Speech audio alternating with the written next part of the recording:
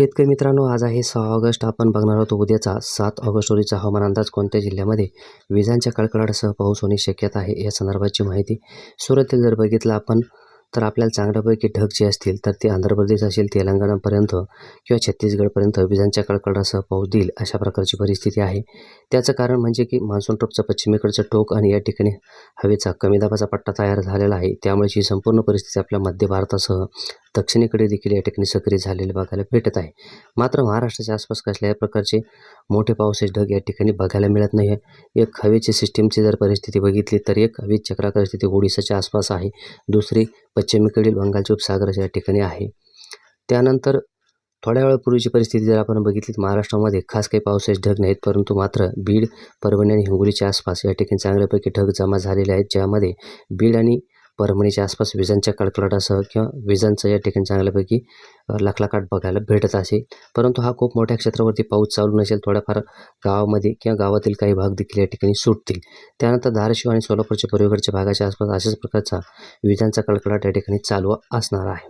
उद्याची जर आपण परिस्थिती बघितली, उद्या जो मुख्य पाऊस होणार आहे तर तो मुख्य पाऊस आपल्याला घाटाच्या आसपास या ठिकाणी चांगल्यापैकी सक्रिय पुणे असेल किंवा ठाण्याच्या आसपास, कल्याणच्या आसपास देखील आणि म्हणजे कोकणामध्ये बघायला भेटेल. त्यानंतर घाटाच्या आसपास देखील चांगल्यापैकी हा पाऊस या ठिकाणी असणार आहे, म्हणजे जोरदार ते मुसळधार स्वरूपाचा पाऊस या ठिकाणी बरसेल. अहिल्यानगरच्या घाटाच्या आसपास देखील काही प्रमाणामध्ये उद्या चांगल्यापैकी पावसाची शक्यता आहे.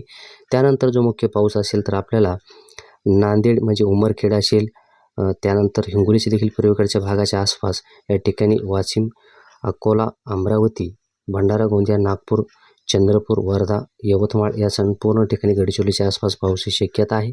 आणि यामध्ये देखील जे प्रमुख विभाग असतील तर ते आपल्याला वर्धा, नागपूर, भंडारा, गोंदिया, गडचिरोलीच्या आसपास विजांच्या कडकडाटासह पाऊस होणार आहे. आणि हा पाऊस मध्यम ते जोरदार स्वरूपाचा बरसणार आहे.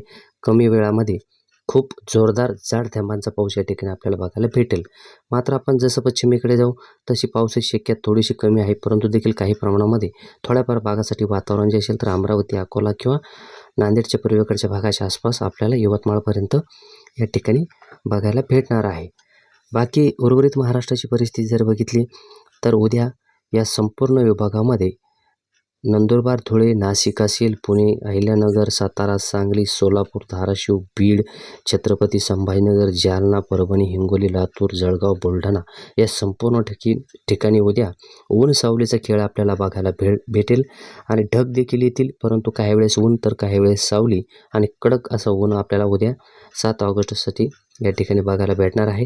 काही ठिकाणी पावसाची देखील शक्यता असणार आहे, परंतु त्या संदर्भाची माहिती आज नाही सांगणार. आपण उद्याच या संदर्भाची सकाळी माहिती देऊ, कारण की थोड्याफार प्रमाणामध्ये या ठिकाणी जर चूक झाली तर शेतकऱ्यांना असं वाटेल की नाही सांगतात एक आणि वेगळं या ठिकाणी घडू शकतं.